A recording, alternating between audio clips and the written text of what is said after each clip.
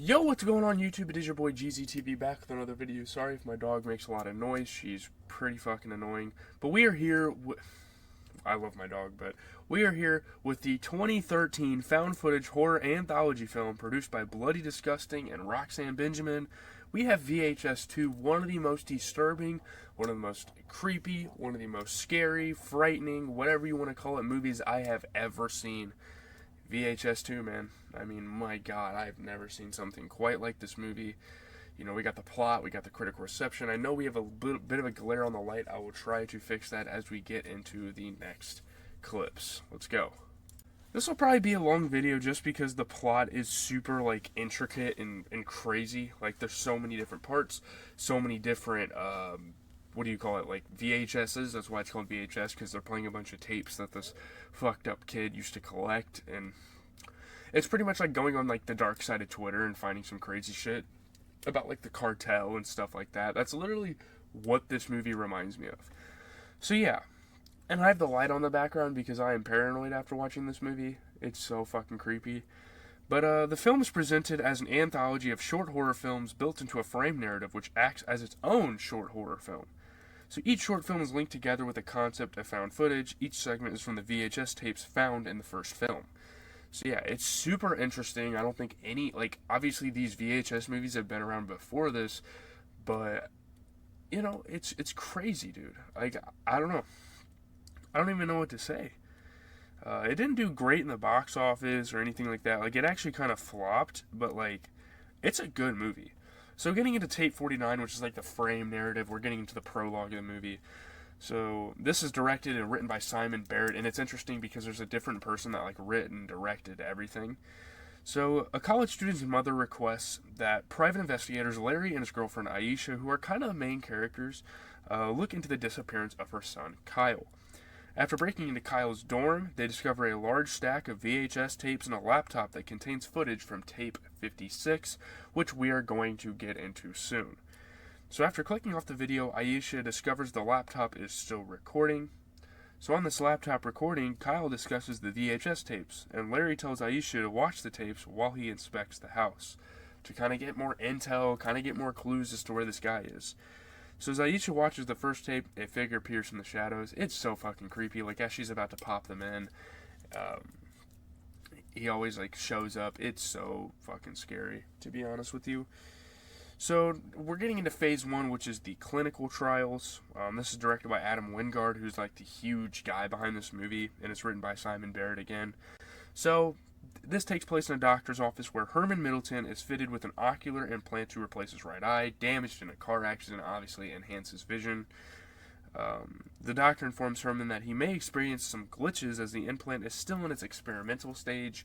They haven't really released a great prototype of it yet, so he's testing it out, which is kind of fucked up to begin with, but it is what it is. It reminds me of some like Black Mirror shit, and it just has like a crazy horror twist on it. I don't know. So, as he leaves the clinic, Herman notices a young woman staring at him intently, and this is one of the glitches. It's like kind of a hallucination of sorts. So, in returning home, Herman plays video games, then goes to make a cup of tea. He returns from the kitchen to find his game controller far from where he left it, and his tea kettle then suddenly crashes to the ground, and he realizes there has to be some sort of paranormal thing going on. So later, Herman sees what appears to be the outline of a figure lying under the sheets on his bed, but when he pulls back the sheets, the bed is empty. But when he looks up, he comes face to face with a bleeding, seemingly undead man, and flees to the bathroom to kind of find refuge and unlock the door. So after phoning his doctor to demand he addresses the problem, Herman emerges from the bathroom and encounters the man again, this time with a young girl who also appears to be dead. So these are people that appeared to be kind of important in his life, and that's why he's hallucinating. And it's interesting because he meets a girl that has some sort of weird implant as well, and she tells him the story about it. So Herman runs back to the bathroom and endures a night of banging on the door from the other side. He ends up sleeping in the bathtub overnight. He's not going to go out there and confront this thing. Yeah. There's actually these are long short films. This is going to be a long video, by the way, like 20 minutes probably. So the next day, the woman from the hospital named Clarissa comes to his house saying she's experiencing a similar situation, which I don't know how she knew this about him. It's kind of creepy. Clarissa explains that she was born deaf and had a cochlear implant installed in her ear, giving her the ability to hear new frequencies, including those of Ghost, of course. So Herman suggests removing the implant, but Clarissa says that doing so will only keep Herman from seeing the ghost, not getting rid of them. So then they're just going to haunt him without him seeing them. That's even worse, you know. So as Clarissa claims that the ghosts will get stronger and more dangerous the longer one pays attention to them, an overweight, bloodied man in his underwear appears behind her. And it seems like these two are almost having like a date, and they're almost like bonding over this, which is super interesting. So Herman alerts her to his presence, but Clarissa says she already knows he is there and that he is her uncle, who according to her wasn't a nice person. These are most likely not nice people, and they haunt you after they die. That's how ghosts work. So Clarissa initiates sex with Herman to divert his attention from the ghost. So sometime later, Herman awakens and sees Clarissa sleeping on the couch. He finds the young girl in his bed and flees before witnessing Clarissa being dragged into the pool by an unseen entity. Despite Herman's best efforts to save her, Clarissa drowns and dies. Running back through the house in an attempt to escape the ghost, Herman locks himself in his bathroom again and uses a straight razor to cut out the implant, and he's like bleeding everywhere out of his eye. So the ghost of Clarissa and her uncle appear in the bathroom as Herman tries to escape, but he unwittingly runs directly into the ghost of the young girl and the man who strangles him, so he can't escape these ghosts unless he doesn't interact. Like, if you don't interact with him, that's like the rule in this short film. Every short film has a crazy story, and it's super unique, and I really like this movie for that. But yeah, the man grabs the implant, still attached to the razor, and shoves it deep into Herman's throat, killing him. Obviously, you can't digest something like that. So, tape 49, we get into. It's the first interlude of the film. So back in the frame story, Aisha calls Larry into the room where they discuss the tape's legitimacy. It seems kind of fake, like someone might have edited it. Larry tells Aisha to continue viewing the tapes. She continues playing Kyle's video, where he explains that the tapes must be watched in a proper sequence to affect you. Aisha finds a new tape and proceeds to watch it. I might honestly clip this out and take a break. Hold on. So getting into A Ride in the Park, this is the second short film. This was directed by Eduardo Sanchez and Greg Hale, and it was written by Jamie Nash. So again, these are some pretty long films. So after answering a call from his girlfriend Amy, cyclist Mike affixes a camera to his helmet and goes on a bike ride through the woods of a state park. He abruptly comes across a terrified, blood-covered woman who begs him to help her boyfriend before she begins vomiting blood. And at first, these short films seem innocent enough, and then things just take a twist for the worst. You know, Mike sees several zombies approaching them before the woman suddenly turns into a zombie herself and bites Mike on the throat, turning him into a zombie. So after he manages to kill the woman, Mike staggers through the woods, heavily bleeding, before he too vomits blood, collapses, and apparently dies. And this is pretty much a zombie flick, a short flick, story, whatever. And I'm not sure if the guy was meaning to make these real clips, or was he just finding like dark short stories on the internet. I'm not really sure what happened there, what the intention of the movie was, but yeah. So a pair of bikers, a man and a woman, come across him and attempt to call for help, but Mike reanimates, attacks, and kills the man before attacking and biting the woman before she runs off into the woods. Yeah, they run off, they're somewhere else, and then the cycle keeps continuing. People keep walking to the woods and finding these guys. And I know I'm kind of going fast through the storyline, but again, I don't really want this video to be too long. It's already intricate enough, and they do this in an hour and a half, by the way. It's actually really impressive how concise and to the point this movie is. Gotta give him credit. So, he begins devouring the man as the woman returns, having become a zombie as well. She joins Mike in devouring the man before he too reanimates. Hearing noise in the distance, the three zombies head towards it and find that the source is a young girl's birthday party, which is super fucked up. But hey, that's what horror movies do. The zombified trio invade the party, killing several people, some of whom reanimate to attack others, and thank goodness they didn't kill any children, because that would have made this movie just that much worse. I mean, my god. So while trying to attack a man and his three daughters in their car, Mike notices his bloodied reflection in their car window, which seems to subdue his aggressive behavior and make him realize like what he is doing. It makes him subconscious, which is something you don't really see in a zombie film. After getting run down by a fleeing truck, he accidentally pocket dials Amy while he is a zombie.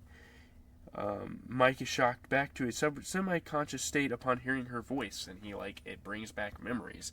And again, you don't really see that in a zombie movie that much. These are usually just monsters without remorse, you know. Um, yeah, so regaining some of his humanity, Mike kills himself with a discarded shotgun, realizing what he did to the world.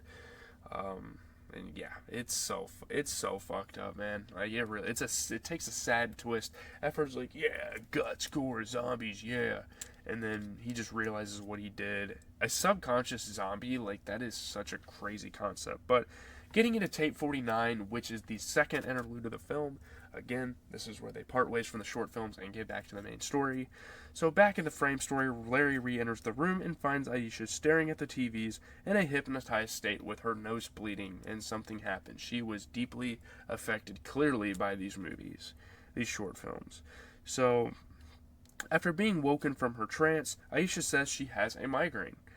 Larry leaves to find medicine as a seemingly entranced Aisha proceeds to insert another tape into the VCR. As she watches, the figure from earlier crawls out from the shadows and watches her. So it just keeps getting worse. Things are building up in the background as you kind of get these short films. And now we move into Safe Haven, which is probably the darkest short horror film that we see in this movie. It is so crazy, man. It was directed by Timo Tjahjanto and Gareth Evans. Story by Timo Tjahjanto. The screenplay was by Tjahjanto and Gareth Evans. So those two kind of worked together on this film. It's crazy how good a movie can get when so many people contribute and put shit together, right? So, a film crew composed of interviewer Malik, producer Lena, also Malik's fiance, Malik's best friend Adam, and cameraman Johnny, infiltrate a cult in Indonesia known as Paradise Gates in hopes of shooting a documentary about their mysterious activities with numerous cameras, both displayed and hidden. And obviously these people are very aware that they're filming a documentary. They were made known about this. It's not like, oh, we're sneaking videos about these people, because that's kind of fucked up. You don't want to do that. You got to kind of respect people to a regard, even if you don't believe in what they believe in. You know? So, the film crew are invited inside the cult's compound by a woman known as Madam. They just refer to her as Madam. She doesn't really have a name. None of the characters in the film really have a name. So inside, they find the walls adorned with bizarre symbols, school children in classrooms, and women dressed in white garments. And this is already set up to be a super creepy thing. Like, these people are weird as hell, right? So the crew meets with and interviews the leader of the cult, a man referred to as father. Again, they don't go by any names. People address them as a relation, and we move on. So during the interview, Lana becomes ill and steps out. We're not really sure what happens to her. Maybe she gets disturbed by what's happening in this place. But yeah. So while searching for a spare camera battery, Malik overhears a private conversation between, this is crazy, Lena and Adam, which Lena reveals that she is pregnant with Adam's child. So this isn't even really just about like them going into a cult and things just turning for the worst and these people undergoing a crazy ritual. But like, dude, it turns into more than that. It's like a crazy like personal story in between. And it was so well made story-wise. I mean, it was pretty fantastic, man. I don't know. But, so in the basement, Adam finds a woman with her womb carved out and strapped to a chair. This is already where you're like, okay, something's not right here. The woman awakens and begins screaming and convulsing, causing him to run away in just pure panic and pure fright, just frightened, you know. So, while Father is being interviewed, a bell chimes, and he suddenly announces the time of reckoning over the intercom. Your time is up. It's the time of reckoning, which is where you would assume the cults would undergo their kind of weird activities, of course.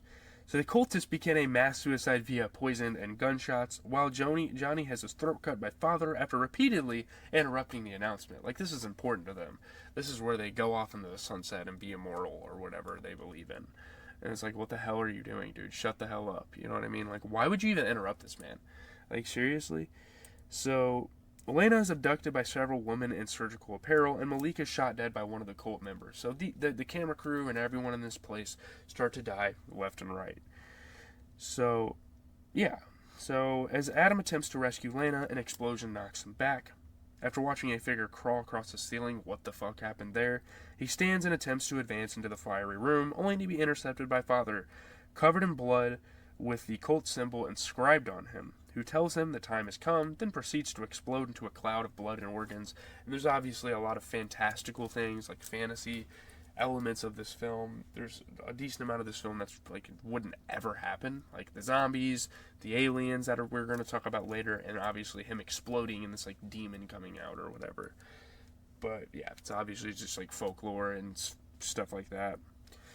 So yeah, so Adam finds Lena on an altar with the cult symbol carved into her skin.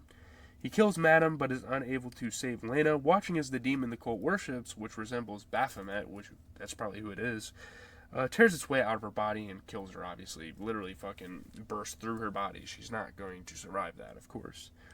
So, as Adam attempts to flee, he is attacked by cultists and school children, including Johnny and Malik, who have all risen from the dead and turned into zombie-like ghouls. What the fuck is up with this movie and turning people into zombies? It happens like 4 different tapes of the film. I'm pretty sure this happens. I can at least think of the 3 situations in which this happens. So Adam escapes outside to his car and drives off, only to be rammed by the demon and gravely injured. As he crawls out of the car's wreckage, the demon looks down on Adam before calling him Papa, and at this point, it's fucking kind of funny. It's not even, like, scary anymore. The scariest part were the cultists, not really the demon. The demon's not that creepy. But the revelation that the demon is, in fact, his child drives Adam insane. Which, it's so fucking weird. What a weird revelation. He is last seen laughing hysterically before the camera malfunctions and cuts out and the film ends. So, yeah. That's Safe Haven. It's one of the craziest short horror films I've ever seen in my life. Like, what the hell just happened? But yeah, we're going to get into Tape 49, which is... Well, Tape 49 is the one that runs throughout the film, which is the third interlude before we get into the final short story. So, back in the frame story, Larry returns to the room with medicine, only to discover Aisha is dead. He obviously made a trip to the drugstore because she has migraines. And she killed herself with a gun because she was too traumatized by this film, and frankly, this was the most traumatizing film to me as well. A VHS tape with the word watch written on it in lipstick lies beside her. Larry picks up the tape, inserts it into the VCR, and anxiously watches it. We're going to get into the last tape. I'm going to take a break, though. I'm back. I have to take breaks, 1, because this video is going to be long as fuck, and 2, because... this movie is so fucked up. I don't even want to think about it anymore after this video. It's a good movie. I just don't care to think about it anymore. But let's get into Slumber Party Alien Abduction. Kids vs. Aliens was a spinoff for this, which was really cool. This was directed by Jason Eisner, written by John Davies and Eisner. So, yeah. So, we start with brothers Gary and Randy, who attach a camera to their dog Tank to film videos at their lakeside house, which creates some sort of irony, dramatic irony, interesting, like, foreshadowing. Their parents leave on a romantic getaway after giving them a list of chores. This is like a classic story. It seems like pretty generic and, oh, something crazy is going to happen. These kids are going to get edgy and try something weird, you know? So Gary and Randy invite their friends, Sean and Danny, over so the group can harass the brothers' older sister, Jen, her boyfriend, Zach, and her friends. So there's like 2 groups of friends. It seems pretty normal, like a normal flick, you know? Again, these could be movies of their own, and like Kids vs. Aliens was its own film. It would be really cool to turn the other short films into like feature-length films, but yeah. So while the group is swimming at a nearby lake, ambushing Jen and her friends with squirt guns filled with their own piss, they fail to notice a gray alien hiding beneath the water and reaching out to them. And to be fair, this was like quickly flashed to the camera, so it was actually kind of hard to notice, but I definitely noticed it, and I was like, well, it's going to be about aliens, isn't it? So later that night, the group startles Jen and Zach during sex by blaring loud music and flashing lights, which is kind of fucked up, going on someone that's having sex. That's taking it a little far, I would say, but yeah. A deafening noise is heard, but the group does not notice. Again, things go unnoticed until shit starts going down, pandemonium is caused. So in retaliation, Jen and Zach attach another camera to Tank to catch one of the boys masturbating to pornographic film. He's literally beating his meat right by his other friends who are sleeping next to him in sleeping bags. This movie, it's like, what the fuck is going on? So the deafening noise is heard again, and the power goes out. This is kind of set up to be like a comedy film at first, but yeah. Seeing a figure outside the door, Zach goes to grab Gary and Randy's father's gun, thinking it's just a normal intruder. Suddenly, Zach is grabbed by the alien from earlier, along with others of its kind. The aliens abduct the rest of the group, sealing them in their sleeping bags and attempting to drown them in the lake, which is fucking crazy. So only Gary, Randy, Jen, and Tank escape, running into the woods to hide. After Tank inadvertently alerts the aliens to their location by barking, they're like laying down, and he has the camera still strapped to him throughout the event. And he's barking, and the kids run towards what they believe to be police lights and sirens. And I'm pretty sure the aliens just tricked them into thinking they had help, which is fucking insane. But it turns out to be a trap set by the aliens who abduct Randy. Jen and Gary flee to a nearby barn where the aliens drag Jen away as Gary and Tank escape up a ladder. So as the aliens close in on Gary, he is suddenly pulled into the air by the alien ship's tractor beam. As Gary is pulled into the air, he is unable to hold on to Tank's leash, and Tank falls to the ground, the impact loosening the camera from his back, which comes to face him, and it's kind of a crazy little thing they do there. Mortally injured by the fall and unable to move, Tank whimpers as he and the camera both slowly die, and it's like, oh my god, it is fucking brutal. Killing animals, dude, like, come on, man. I know this is supposed to be a grungy, weird, edgy film, but golly. But now we're going to get back to tape 49, and we are at the epilogue. We are at the end of the final sequence of the film. So, after watching the tape, Larry watches the webcam footage and sees Kyle explain that he and his mother want to make their own tape to add to this collection and for people to discover it and find some lore, I guess. I don't know why they would do this. Kyle then attempts suicide on camera by shooting himself through his jaw, but survives with his lower jaw shattered and runs off moments before Larry and Aisha enter the house. And that's super haunting, because this literally happened right before they got to the house. And it's like, holy shit, man. Holy fuck, man, this is so creepy. So as Larry watches it, an undead Aisha suddenly rises and attacks him. Again with the fucking zombies, man. What is up with this movie? In self-defense, Larry breaks her neck, his own girlfriend's neck, but I mean, she's not really his girl anymore. It rushes into the other room as Aisha rises and chases after him on all fours. It's fucking scary as hell. This movie uses every horror movie technique possible, bro. So Larry hides in a closet and shoots Aisha in the face when she finds him. Hearing a strange gurgling sound, which is the sound of the guy fucking choking on his own blood, he explores the closet only to find Kyle has been hiding there the whole time. And he like lurks out every once and again when they're watching the tapes, stuff like that. So Kyle lunges at Larry and strangles him to death. So Kyle ends up killing him. Afterward, Kyle gives the camera a thumbs up, revealing that him and his mother's plans have been successful before turning off the camera, and now it just seems like this was all a setup. Like him and his mother planned on them going there as a trap to find the VHS tapes, find them in shock, all these things. So yeah, let's get into the review. Man, I am so done talking about this film. Let's just get into the review. It is so fucking creepy. But it's a really good movie, man. I think it's solid. It's as scattershot as its predecessor, apparently, and I'm not watching any more out of this series until I fully fucking recovered from this, because my god.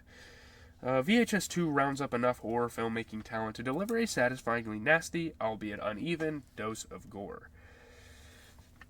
It's pretty good, man. I'm not going to lie. I mean, the scares are pretty hit or miss. I mean, the filmmaking is pretty hit or miss, but yeah. I mean, it's a rip-roaring good time for genre fans. Like, if you're a true horror fan and you like gore, I mean, you will like it. Yeah, I mean, there's a lot of controversy. Some people walked out of this damn theater, and I don't fucking blame them. This shit is fucking insane. Parts of the film, I don't know.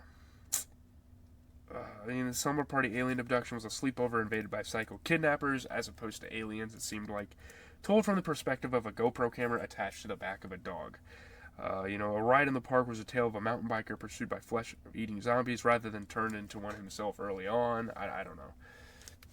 It's weird.